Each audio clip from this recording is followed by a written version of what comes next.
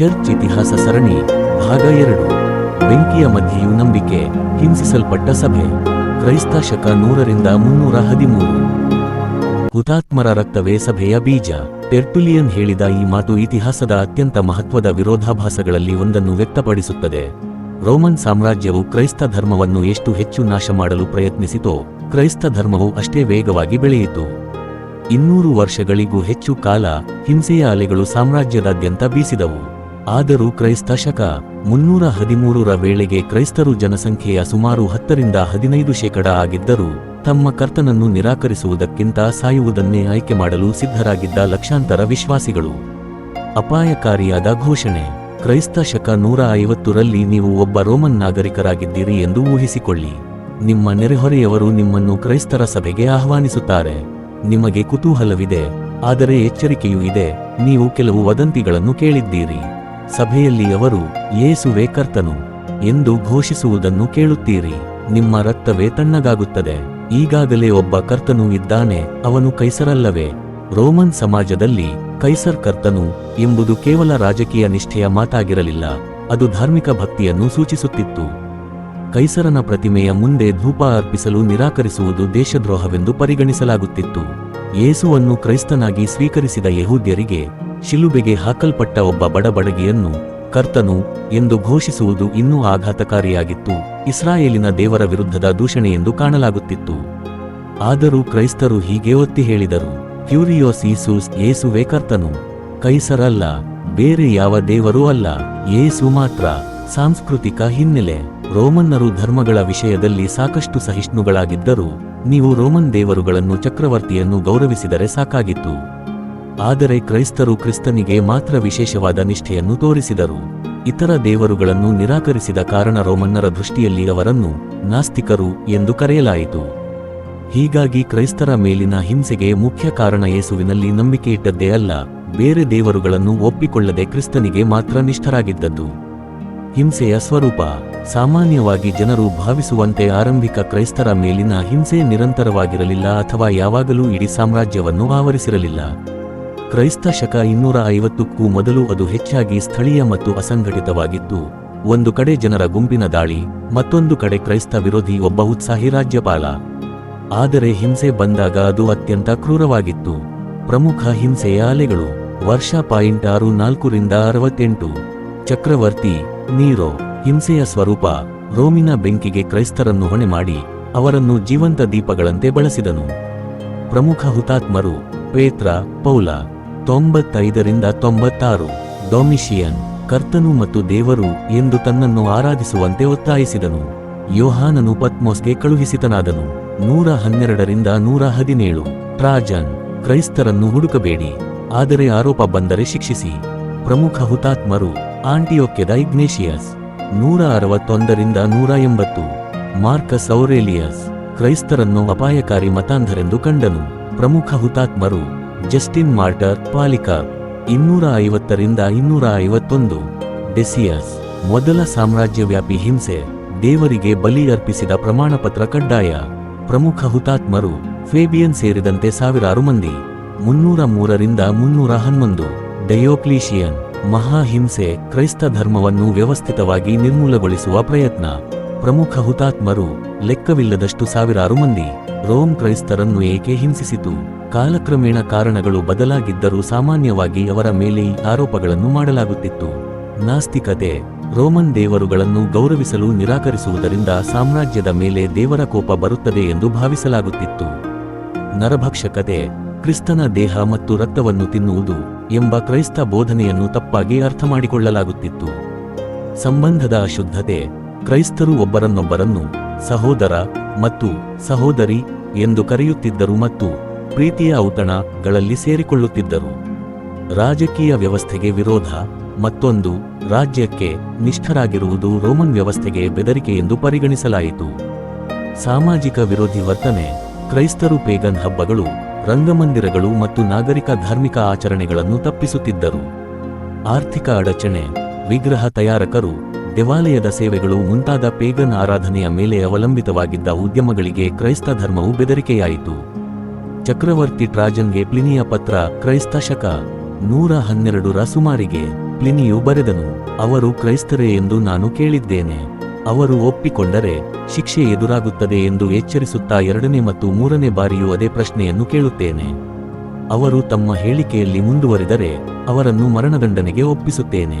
ಅವರು ತಮ್ಮ ಅಪರಾಧ ಅಥವಾ ತಪ್ಪು ಇಷ್ಟೇ ಎಂದು ಹೇಳಿದರು.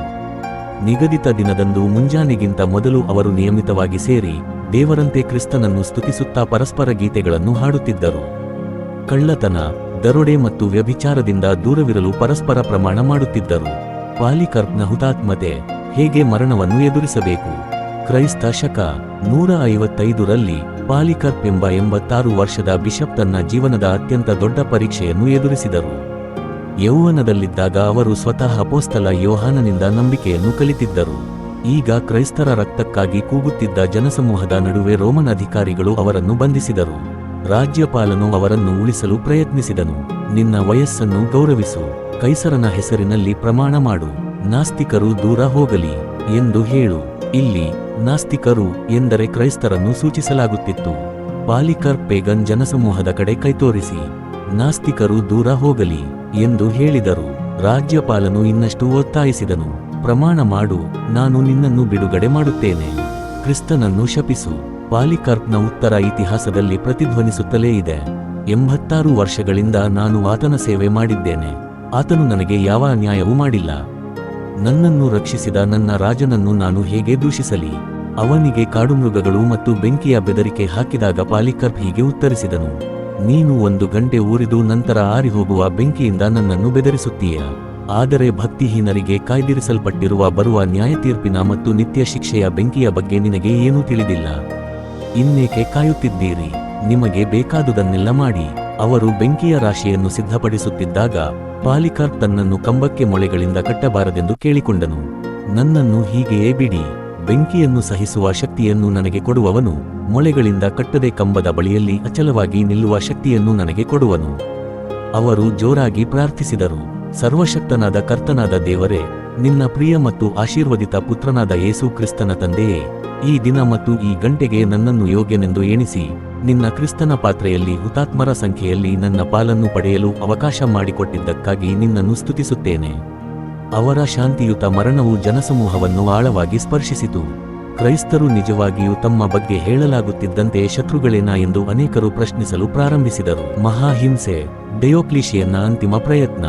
ಕ್ರೈಸ್ತ ಶಕ 303ರ ವೇಳೆಗೆ ಧರ್ಮವು ಸುಮಾರು 250 ವರ್ಷಗಳ ಕಾಲ ಸ್ಥಳೀಯ ಹಿಂಸೆಗಳನ್ನು ಎದುರಿಸಿ ಬದುಕುಳಿದಿತ್ತು.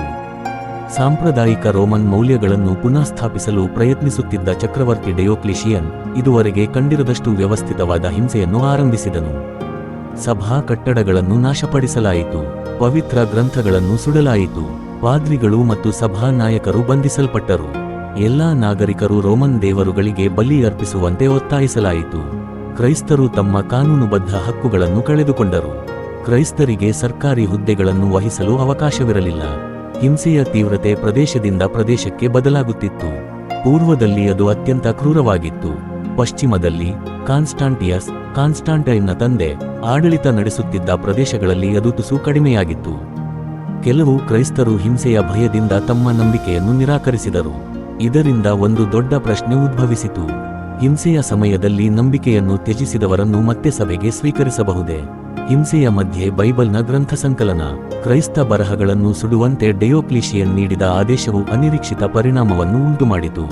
ಯಾವ ಗ್ರಂಥಗಳಿಗಾಗಿ ಸಾಯುವುದಕ್ಕೂ ಸಿದ್ಧರಾಗಬೇಕು ಎಂಬುದನ್ನು ಸಭೆಗಳು ನಿರ್ಧರಿಸಬೇಕಾಯಿತು. ಈ ಹಿಂಸೆ ನಿಜವಾದ ಪವಿತ್ರ ಗ್ರಂಥಗಳು ಯಾವುವು ಎಂಬುದನ್ನು ಗುರುತಿಸುವ ಪ್ರಕ್ರಿಯೆಯನ್ನು ವೇಗಗೊಳಿಸಿತು ಮತ್ತು ನಮ್ಮ ಹೊಸ ಒಡಂಬಡಿಕೆಯ ಗ್ರಂಥ ಸಂಕಲನ ಕ್ಯಾನನ್ ರೂಪುಗೊಳ್ಳಲು ಸಹಾಯ ಮಾಡಿತು. ಕ್ರೈಸ್ತ ಧರ್ಮವು ಏಕೆ ಉಳಿಯಿತು ಮತ್ತು ಬೆಳೆಯಿತು? ತರ್ಕದ ಪ್ರಕಾರ ಹಿಂಸೆ ಕ್ರೈಸ್ತ ಧರ್ಮವನ್ನು ನಾಶ ಮಾಡಬೇಕಾಗಿತ್ತು, ಆದರೆ ಅದರ ವಿರುದ್ಧವೇ ನಡೆಯಿತು. ಕ್ರೈಸ್ತ ಶಕ 100ರಲ್ಲಿ ಸುಮಾರು 25,000 ವಿಶ್ವಾಸಿಗಳಿದ್ದ ಸಭೆ ಕ್ರೈಸ್ತ ಶಕ 300ರ ವೇಳೆಗೆ ಸುಮಾರು 50ರಿಂದ 70 ಲಕ್ಷ ವಿಶ್ವಾಸಿಗಳಾಗಿ ಬೆಳೆದಿತು. ಏಕೆ? 1. ಹುತಾತ್ಮರ ಶಕ್ತಿ. ಹುತಾತ್ಮರು ಕೇವಲ ಸತ್ತವರಲ್ಲ, ಅವರು ವಿಭಿನ್ನ ರೀತಿಯಲ್ಲಿ ಸತ್ತರು. ತಮ್ಮನ್ನು ಕೊಲ್ಲುವವರನ್ನು ಶಪಿಸಲಿಲ್ಲ, ಕರುಣೆಗಾಗಿ ಬೇಡಿಕೊಳ್ಳಲಿಲ್ಲ. ಅನೇಕರು ಸ್ತುತಿಗೀತೆಗಳನ್ನು ಹಾಡುತ್ತಾ ಅಥವಾ ತಮ್ಮನ್ನು ಹಿಂಸಿಸುವವರಿಗಾಗಿ ಪ್ರಾರ್ಥಿಸುತ್ತಾ ಮರಣವನ್ನು ಎದುರಿಸಿದರು. ಮರಣವನ್ನು ಎದುರಿಸುವಾಗ ಅವರಲ್ಲಿದ್ದ ಅಲೌಕಿಕ ಶಾಂತಿ ಪೇಗನ್ ಜನರನ್ನು ಪ್ರಶ್ನಿಸುವಂತೆ ಮಾಡಿತು. ಅವರಲ್ಲಿರುವುದು ನನ್ನಲ್ಲಿಲ್ಲ, ಅದು ಏನು? ದೇಹವನ್ನು ಕೊಲ್ಲುವವರಲ್ಲಿ ಭಯಪಡಬೇಡಿರಿ, ಆತ್ಮವನ್ನು ಕೊಲ್ಲಲು ಸಾಧ್ಯವಿಲ್ಲ. ಆತ್ಮ ಮತ್ತು ದೇಹ ಎರಡನ್ನೂ ನರಕದಲ್ಲಿ ನಾಶಮಾಡಬಲ್ಲವನಿಗೆ ಭಯಪಡಿರಿ. ಮತ್ತಾಯ ಅಧ್ಯಾಯ 10 ವಚನ 28. 2. ಸಮುದಾಯದ ಕಾಳಜಿ. ಸಾಂಕ್ರಾಮಿಕ ರೋಗಗಳ ಸಮಯದಲ್ಲಿ ಪೇಗನ್ ಜನರು ಸೋಂಕಿತ ಪ್ರದೇಶಗಳಿಂದ ಓಡಿಹೋಗುತ್ತಿದ್ದರು. ಆದರೆ ಕ್ರೈಸ್ತರು ಉಳಿದುಕೊಂಡು ರೋಗಿಗಳ ಆರೈಕೆ ಮಾಡುತ್ತಿದ್ದರು, ಕ್ರೈಸ್ತರಾಗಿರಲಿ ಅಥವಾ ಪೇಗನ್ರಾಗಿರಲಿ. ಚಕ್ರವರ್ತಿ ಜೂಲಿಯನ್ ಅಪೋಸ್ಟೇಟ್ ಅಸಮಾಧಾನದಿಂದ ಹೀಗೆ ಹೇಳಿದನು: ಈ ಅಧರ್ಮಿಗಳಾದ ಗಲಿಲಾಯರು ತಮ್ಮ ಬಡವರನ್ನಷ್ಟೇ ಅಲ್ಲ, ನಮ್ಮ ಬಡವರನ್ನು ಸಹ ಪೋಷಿಸುತ್ತಾರೆ. 3. ಪರಿವರ್ತಿತ ಜೀವನಗಳು. ಕ್ರೈಸ್ತ ಧರ್ಮವು ಸಮಾಜದ ಪ್ರತಿಯೊಂದು ವರ್ಗವನ್ನು ತಲುಪಿತು. ಅದು ದಾಸರಿಗೆ ನಿರೀಕ್ಷೆಯನ್ನು, ಮಹಿಳೆಯರಿಗೆ ಗೌರವವನ್ನು ಮತ್ತು ಶ್ರೀಮಂತರಿಗೆ ಜೀವನದ ಉದ್ದೇಶವನ್ನು ನೀಡಿತು. ಸುವಾರ್ತೆಯು ಕುಖ್ಯಾತ ಪಾಪಿಗಳನ್ನು ಸಂತರಾಗಿ ಪರಿವರ್ತಿಸಿತು. ಇದರಿಂದ ಸುವಾರ್ತೆಯ ಪರಿವರ್ತಿಸುವ ಶಕ್ತಿ ಸ್ಪಷ್ಟವಾಯಿತು. 4. ಬೌದ್ಧಿಕ ಸಮರ್ಥನೆ. ಜಸ್ಟಿನ್ ಮಾರ್ಟರ್, ಟೆರ್ಟುಲಿಯನ್ ಮತ್ತು ಒರಿಜೆನ್ ಮುಂತಾದ ಕ್ರೈಸ್ತ ಪರಿರಕ್ಷಕರು ಕ್ರೈಸ್ತ ನಂಬಿಕೆಯನ್ನು ತರ್ಕಬದ್ಧವಾಗಿ ಸಮರ್ಥಿಸಿದರು. ಕ್ರೈಸ್ತ ಧರ್ಮವು ಕೇವಲ ಮೂಢನಂಬಿಕೆಯಲ್ಲ, ಅದು ಸಮಗ್ರವಾದ ವಿಶ್ವದೃಷ್ಟಿಯಾಗಿದೆ ಎಂಬುದನ್ನು ಅವರು ತೋರಿಸಿದರು. 5. ದೇವರ ದೈವಿಕ ಯೋಜನೆ.